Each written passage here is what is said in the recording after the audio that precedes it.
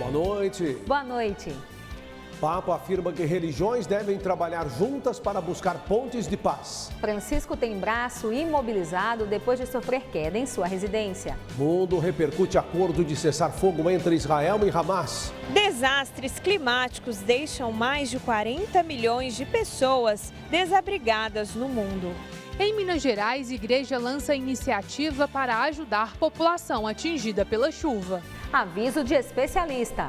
Resultado da revogação da norma de fiscalização sobre transações financeiras. O governo edita medida para garantir a gratuidade do Pix. Rio de Janeiro institui lei de conscientização sobre o uso dos cigarros eletrônicos. Exposição em São Paulo mostra a criatividade japonesa para reduzir o desperdício.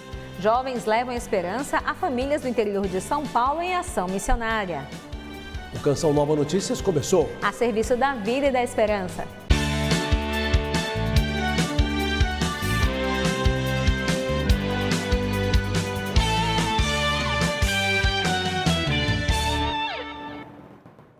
O Papa Francisco sofreu uma queda na Casa Santa Marta, onde mora, e teve um dos braços imobilizado com uma tipoia. E se apresentou assim nas audiências de hoje, quando falou sobre o desenvolvimento agrícola e o trabalho nas religiões na construção da paz.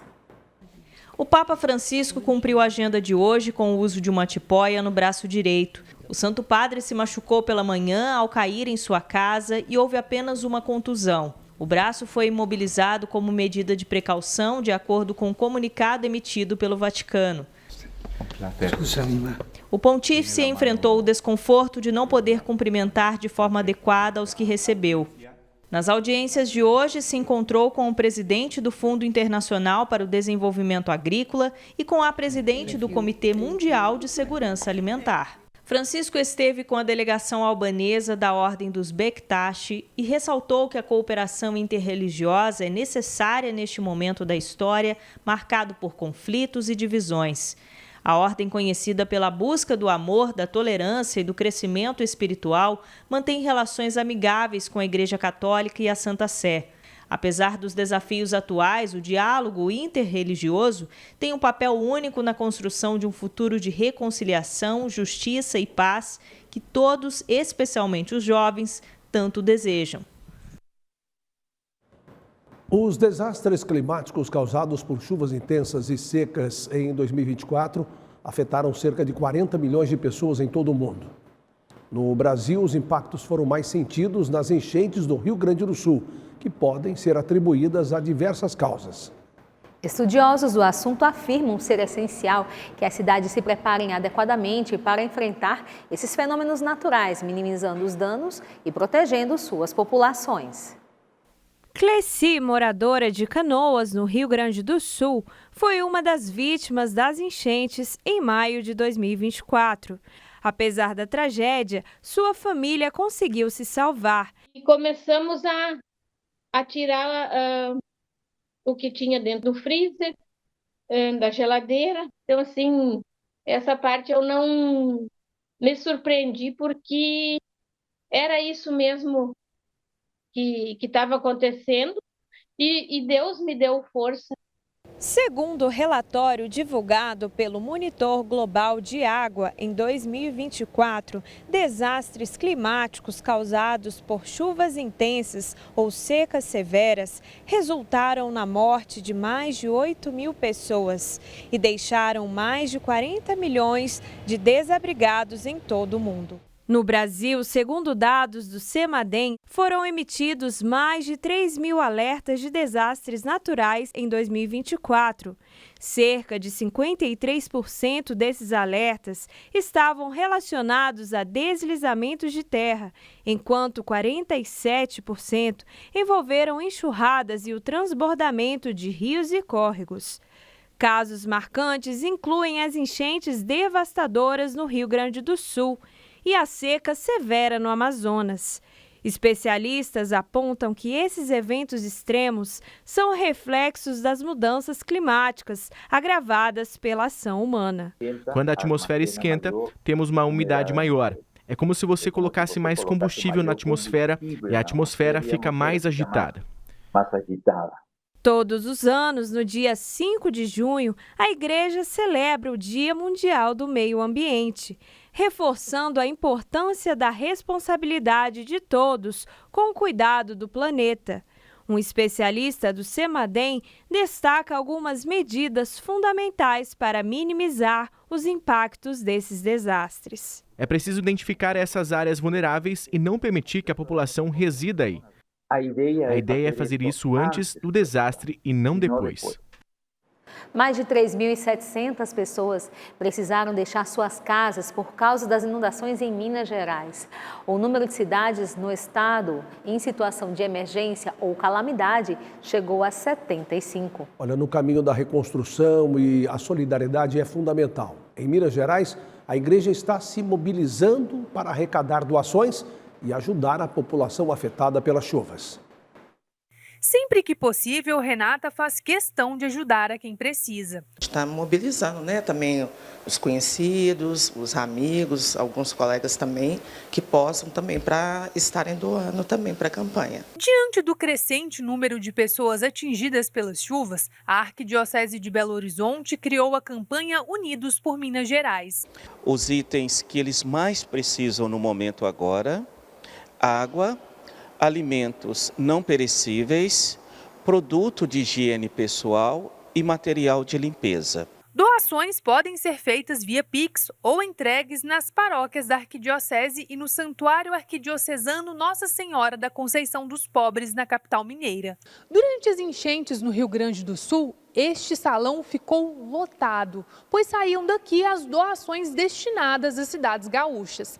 Agora, mais uma vez, é preciso contar com a generosidade das pessoas.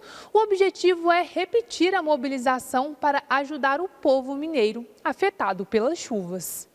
Hoje nós temos um grupo de voluntários, né, no WhatsApp, que nós podemos fazer contato. Nós temos outras instituições, empresas de transportes que colaboraram com o transporte para o Rio Grande do Sul e que nós podemos contar também. O pedido de doação é feito por várias igrejas em Minas Gerais. A Diocese de Itabira e Coronel Fabriciano está arrecadando itens para as cidades de Ipatinga, Belo Oriente e Santana do Paraíso.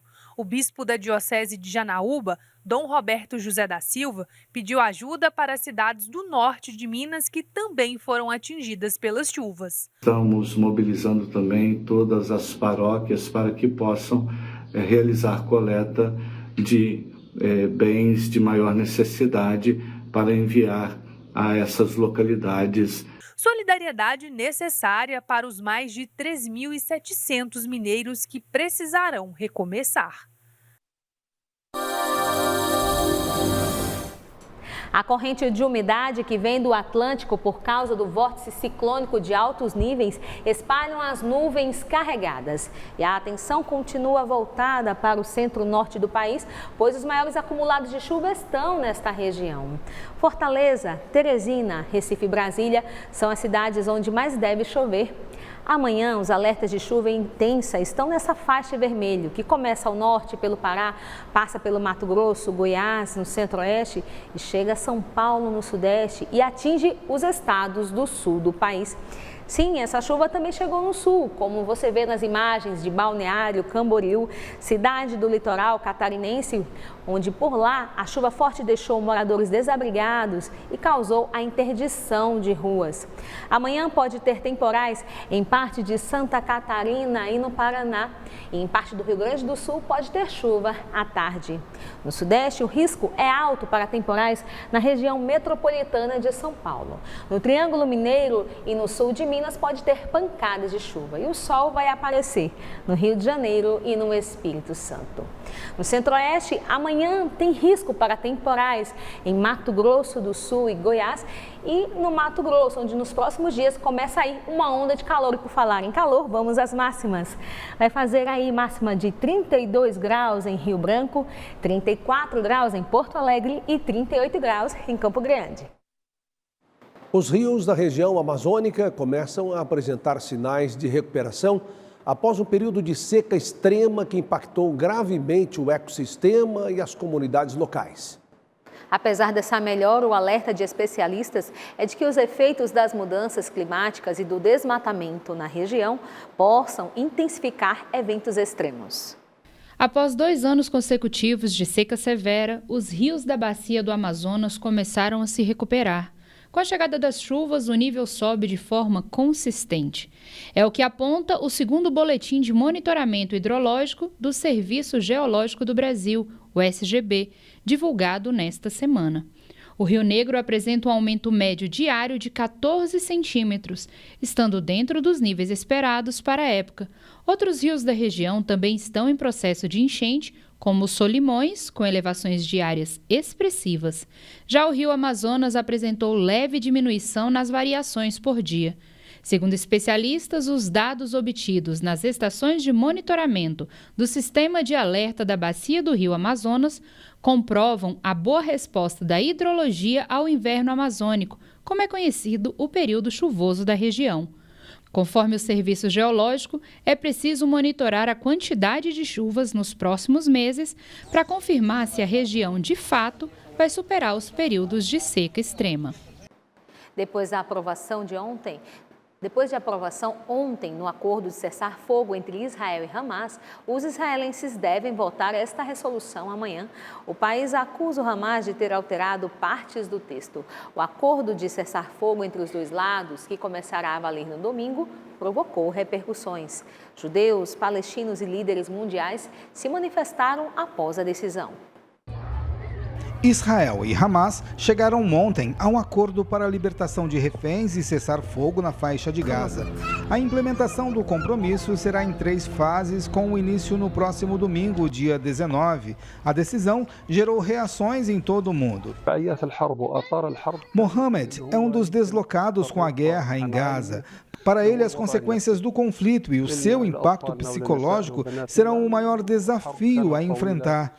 Ele diz que a guerra foi longa e o que vivenciaram foi diferente de tudo que já viram. O cessar-fogo foi celebrado como uma boa notícia, trouxe de volta a esperança de paz para a região, como expressaram alguns líderes mundiais. Já em fim de mandato, o presidente dos Estados Unidos, Joe Biden, disse que o acordo é um bom caminho para o povo palestino e para a região ter um futuro normal de integração entre Israel e seus vizinhos árabes. O primeiro-ministro britânico, Keir Starmer, lembrou das inúmeras vidas perdidas no conflito e disse que essa notícia é muito esperada pelo povo israelense e palestino.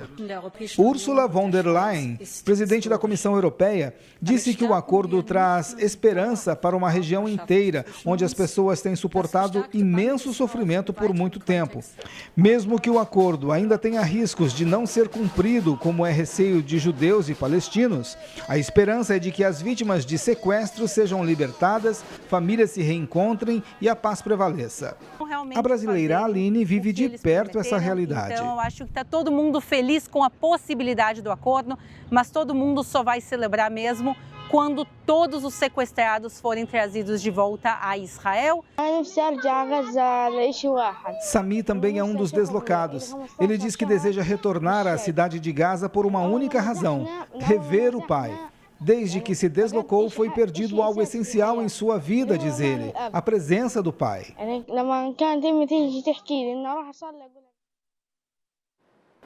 O presidente Lula sancionou hoje, em cerimônia no Palácio do Planalto, a primeira parte da regulamentação da reforma tributária.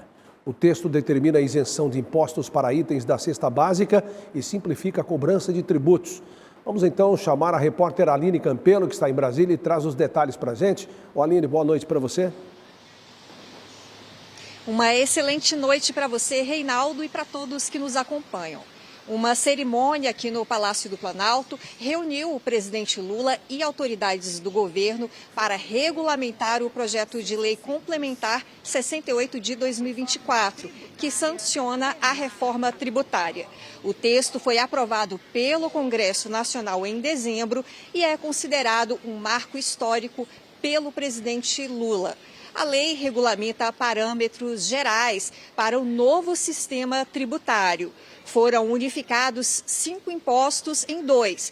PIS, COFINS, ICMS, ISS e parcialmente o IPI dão lugar então à CBS, a Contribuição sobre Bens e Serviços, e IBS, o Imposto sobre Bens e Serviços. Outra determinação é a isenção total de imposto para alimentos considerados essenciais da cesta básica nacional, que é o caso do arroz, feijão, carnes, farinha de mandioca, farinha de trigo, açúcar, macarrão, pão comum, entre outros itens. Essa é a primeira fase da reforma chamada transição tributária. De acordo com Fernando Haddad, o segundo projeto deve ser implementado ainda este ano. Volto com você em Cachoeira Paulista, Reinaldo. Muito obrigado, bom descanso, boa noite para você. Após intensa pressão de parlamentares da oposição e de setores da sociedade, o governo, que ontem anunciou a revogação da norma que previa o monitoramento de transações bancárias, editou a medida provisória para garantir a gratuidade do Pix e do sigilo bancário. O anúncio da revogação foi feito no Palácio do Planalto. A justificativa do governo para a mudança foi atribuída a uma onda de notícias falsas sobre a cobrança de impostos para a utilização do Pix. Nos últimos dias, pessoas inescrupulosas distorceram e manipularam o ato normativo da Receita Federal, prejudicando muita gente no Brasil, milhões de pessoas, causando pânico, principalmente na população mais humilde. A Advocacia Geral da União disse que notificou a Polícia Federal para investigar possíveis crimes cometidos pela divulgação de informações falsas sobre o Pix. Nós determinamos que a Advocacia Geral da União, ainda hoje, notifique a Polícia Federal para abertura de inquérito policial para identificar todos os atores nas redes sociais que geraram essa desordem informacional. Na primeira semana de janeiro, a Receita Federal anunciou o início de uma nova forma de fiscalização nas transações via Pix acima de R$ 5.000 para pessoas físicas. A medida não foi bem recebida e houve desconfiança sobre uma possível cobrança de taxa para o uso da ferramenta. Parlamentares da oposição e a população se voltaram contra a medida. As transações via Pix caíram cerca de 15% no mês de janeiro. Um vídeo gravado pelo deputado federal Nicolas Ferreira viralizou nas redes sociais. O governo quer saber como você ganha 5 mil e paga 10 mil de cartão, mas não quer saber como uma pessoa que ganha um salário mínimo faz para sobreviver pagando luz, moradia, educação, compra do mês e gás. Para afastar suspeitas, o governo editou uma medida provisória equiparando o pagamento via Pix ao dinheiro em espécie. O texto, que ainda será publicado no Diário Oficial da União, deve garantir a gratuidade do serviço de pagamentos. O ministro da Fazenda afirmou que o sigilo das transações será garantido. Se o pagamento em Pix estiver disponível no estabelecimento, você está garantindo a esse consumidor que pague exatamente o valor que ele pagaria em dinheiro. Em São Paulo, uma casa de cultura mantida pelo governo japonês colocou em cartaz uma exposição que destaca a sustentabilidade no trabalho de diversos artistas do Japão. A mostra apresenta soluções tecnológicas inovadoras que imaginam novas formas no uso de materiais naturais e reciclados. Casa feita de palha e bambu, capacete de concha e tijolos confeccionados a partir de resíduos de alimentos. Essas são algumas das 16 obras de 14 artistas asiáticos que estão na exposição Princípios Japoneses, Design e Recursos. A exposição é muito baseada num conceito chamado Mottainai, que tem a ver com o não desperdício.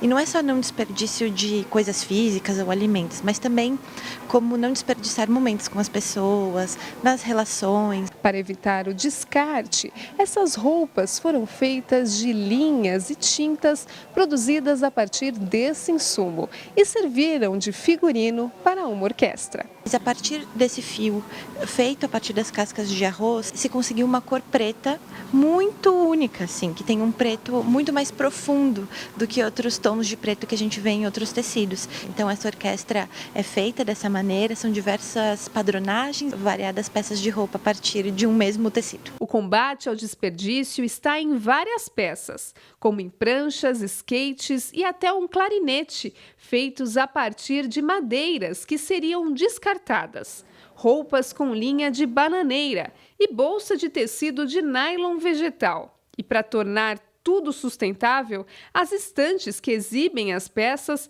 foram feitas pela própria Japan House, com notas que seriam descartadas pela Casa da Moeda. A exposição tem entrada de graça e fica até o dia 4 de maio na Japan House, em São Paulo. A visita é inspiração para uma vida mais sustentável. Eu achei de grande valia, porque a sustentabilidade tem que ser bem enfatizada nos dias de hoje. O governo brasileiro deverá sancionar até fevereiro a regulação da educação à distância, medida que busca estabelecer diretrizes e padrões para essa modalidade de ensino. Entre outros aspectos, a regulamentação deve abranger a qualidade dos cursos, uso de tecnologias e a garantia de acessibilidade e inclusão.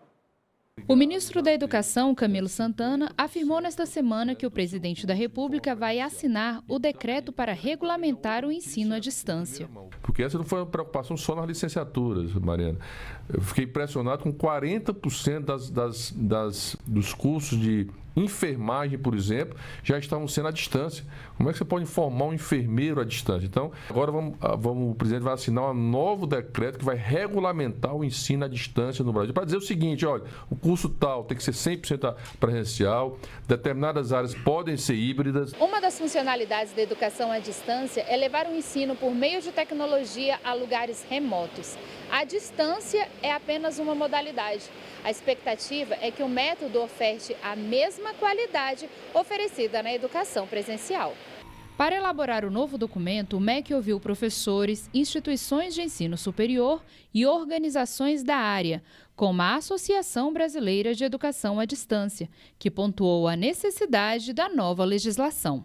É bom sempre a gente ressaltar que a gente está falando de essa nova legislação é para o ensino superior, quer dizer, não envolve educação básica, não envolve também graduação. Algumas questões são muito importantes, ou seja, foi revisado o referencial de qualidade para a educação à distância no ensino superior, que era de 2007. Os representantes institucionais já têm expectativas para o documento e as diretrizes a serem apresentadas. A educação à distância, principalmente depois da pandemia, ela criou um protagonismo muito grande. Então, foi constatada mais do que nunca a necessidade dessa modalidade de ensino. Por isso, até acredito, essa necessidade desses novos parâmetros. Com essa regulamentação, nós vamos realmente trabalhar os indicadores que são necessários.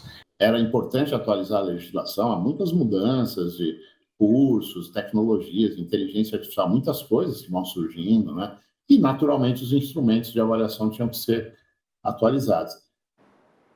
A miopia já afeta 1 em cada 3 crianças em todo o mundo, tornando-se uma preocupação crescente para especialistas em saúde ocular. Um levantamento internacional analisou os dados de mais de 5 milhões de crianças e adolescentes em 50 países, revelando a dimensão do problema e a necessidade de ações preventivas. No Brasil, no entanto, os dados sobre a prevalência da miopia estão desatualizados, dificultando uma avaliação precisa da situação no país. Maria Clara foi diagnosticada com astigmatismo e miopia aos 4 anos de idade, um distúrbio que, no caso dela, teve origem hereditária. Eu ficava observando Clara na escola, em casa, apertava os olhinhos para enxergar na televisão.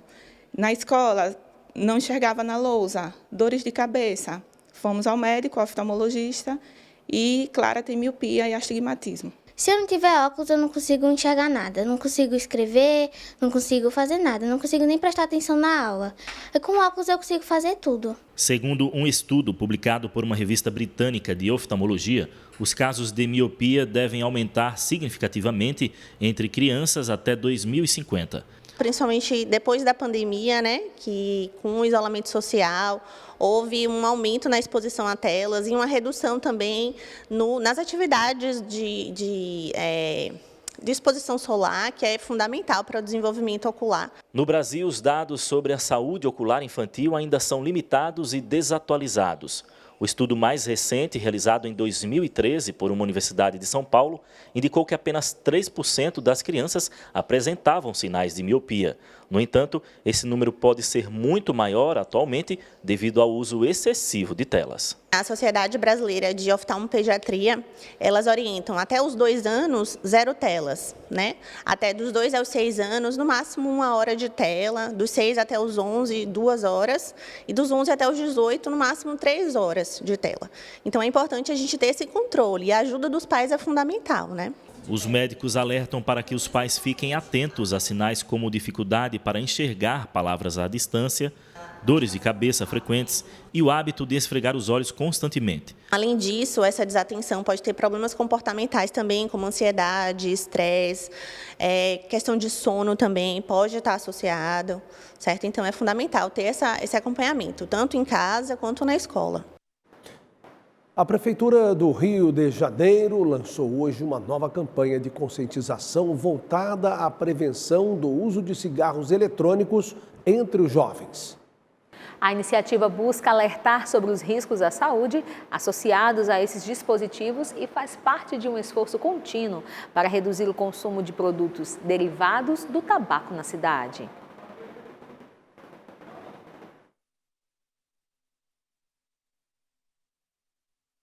A campanha Cigarro Eletrônico Não Entre Nessa apresenta uma série de ações educativas e informativas, destacando o perigo do uso de cigarros eletrônicos frequentemente percebidos como uma alternativa menos prejudicial ao cigarro tradicional. Contudo, de acordo com a Prefeitura, esses dispositivos podem causar sérios danos à saúde, especialmente entre os jovens. O principal objetivo da campanha é conscientizar a população sobre os riscos associados ao cigarro eletrônico, um produto perigoso e que pode levar a graves problemas de saúde. A iniciativa inclui palestras em escolas, distribuição de materiais informativos e campanhas nas redes sociais, com o intuito de engajar a juventude e alertá-la sobre os danos causados por esses dispositivos. Embora pareçam modernos e atrativos, os cigarros eletrônicos contêm substâncias químicas nocivas que não apenas afetam os pulmões, mas também podem comprometer o desenvolvimento cerebral dos jovens. Quando a gente está falando, por exemplo, de que os estabelecimentos saibam que não é possível fumar dentro, né, nos ambientes fechados, cigarro eletrônico também não pode, porque aquilo é fumo, vai fazer mal para o garçom, vai fazer mal para quem está frequentando o local. A mobilização social e o diálogo aberto sobre os perigos do tabagismo em todas as suas formas são indispensáveis para proteger as novas gerações. O comércio desse produto é proibido no Brasil desde 2009, teve uma legislação reforçando isso agora em 2024. Então você não pode produzir, você não pode comercializar, você não pode fazer propaganda, tudo é proibido. Então, se está vendendo, é contrabando. Olha, Reinaldo, enquanto muitos aproveitam o mês de janeiro para desfrutar de merecidas férias, dezenas de jovens dedicam esse período a anunciar o Evangelho e levar esperança às famílias. Pois é, essa é a inspiradora missão do Grupo de Ação Missionária de uma paróquia da Diocese de São José dos Campos, no interior de São Paulo. Para estes 70 jovens do Coração de Jesus, descansar mesmo é só no céu. Muito gratificante você poder receber o Ministério da Bênção, você poder passar de família em família espalhando o Evangelho. Os meus amigos que me chamaram, mas todo esse cuidado que eu acho tão bonito com as crianças, com as pessoas, de evangelizar. A paróquia Nossa Senhora Aparecida, no Parque Interlagos, é responsável pelo acolhimento desta turma. É com a liturgia das horas que o dia repleto de atividades tem início. Dissipa-se a cegueira. Orações feitas, partiu caminhada. Bora exercer a missão. A Semana Missionária conta com um cronograma intenso. Agora é hora de visitar as casas dos moradores do bairro Parque Interlagos, região sul de São José dos Campos. Oportunidade de aproximação com a comunidade e compromisso com a evangelização. Toda experiência missionária ela é válida. Então agora, de casa em casa, eles vão batendo, entrando e o fundamental disso é que eles sejam, de fato, mensageiros dessa esperança, que eles anunciem o amor de Cristo. Neste conjunto habitacional, visitamos a casa da Dona Maria. Sorriso no rosto e abertura de coração, como expressão do amor a Deus e aos seus missionários. A outra residência visitada foi a da Sueli, agraciada com a partilha da palavra. Em cada canto, a aspersão da água benta, fruto do ministério provisório da bênção para leigos. Carinho do céu permanente para quem fica. Maravilhoso, foi muito bom mesmo, me senti muito feliz e vou tirar o dia hoje alegre, né? Porque vocês vieram aqui, eles vieram trazer a palavra, trazer uma comunhão com Deus, é muito bom. É muito gratificante ver que ainda continua essa semente e que isso tem que firmar e crescer. Se vale a pena, a resposta é com eles. A nossa vida é para os outros, não para a gente mesmo. E que eu levo isso comigo, que eu consiga sair daqui outra pessoa. Um Douglas diferente para o meu lugar, para a minha cidade, para tentar ver as coisas de outra forma.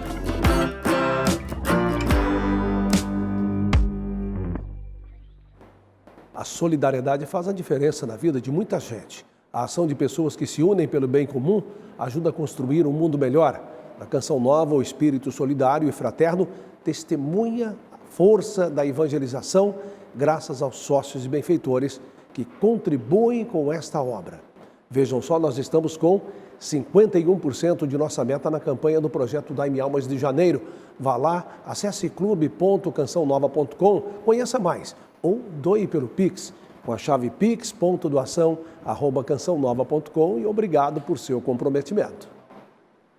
Criar um hábito pode ser desafiador, mas não impossível. Desenvolver uma rotina que permite estabelecer compromissos para o futuro ajuda a criar disciplina para alcançar cada objetivo. Com a espiritualidade também é assim. Em sua busca por uma transformação de vida e fortalecimento espiritual, Padre Jonas Abib desenvolveu o método A Bíblia no Meu Dia a Dia. Um jovem e um senhor caminham tranquilos pela manhã ao redor de um campo de futebol. A conversa tá boa e as contas do terço em dia. Tudo isso transformou-se num hábito para Valdevino. Me preparo para durante o dia na presença de Deus e com o corpo saudável. O homem carrega no peito a Virgem da Paz. Durante o tempo que viveu no Rio de Janeiro, passou por apuros e quase foi morto por bala de fuzil. Descobriu com a Canção Nova como é bom e fácil ler a Bíblia. Procuro, inclusive, acompanhar na TV Canção Nova com o Padre Roger, né, a Bíblia no meu dia a dia. Uma pesquisa de uma renomada academia de ciências norte-americana mostrou que para um hábito se tornar rotina são necessárias ao menos 3 semanas. Numa atividade física, por exemplo, para se tornar rotina é necessário que primeiro ela se torne um hábito. E nesse sentido, tem alguns dias que não dá para fazer uma caminhada ou até mesmo se exercitar. E tá tudo bem. Assim é o método A Bíblia no Meu Dia a Dia, de Padre Jonas Abib. No livro que o Monsenhor Jonas escreveu, que ele gostava de dizer que é uma receita de bolo, você começa a aprender o passo a passo de como estudar as Sagradas Escrituras. E tá tudo bem se um dia você não conseguir. O importante é tornar o estudo bíblico um hábito no dia a dia. Chegou no final do dia, não deu para fazer com perfeição, conforme queria, as promessas, as ordens, o princípio eterno, o que eu tiro para mim, o que eu trago para mim, para a minha vida, como aplicar isso. Ainda que tire só a mensagem, escreva o que você tirou de mensagem ali naquele dia, mesmo que aquele dia tenha sido corrido. A psicologia identifica 3 pontos na vida humana para mostrar que é possível cumprir com os propósitos. Eu preciso de um estímulo para iniciar uma atividade, como por exemplo, o estudo bíblico, então eu me disponho ao desejo, à vontade de começar. Aí eu crio uma rotina, e nessa criação da rotina, um detalhe importante é que defina metas, ações, a curto, médio e longo prazo. E o terceiro, a recompensa. Então eu penso que uma família, que tem centrada, aqui na realidade da palavra de Deus, no nosso caso, que busca ler, ouvir, meditar, ela é uma família construída numa base sólida. Eu acho que essa é a maior recompensa daqueles que leem a Bíblia. Essa é uma família que tem o estudo bíblico como parte da rotina. Nós recorremos na palavra de Deus e nos apoiamos nela como nosso sustento e a partir dela tomar as direções para conduzir a nossa vida. E A maior forma de educar os filhos é o exemplo. Semente fecundada no coração da criançada, geração centrada na Sagrada Escritura.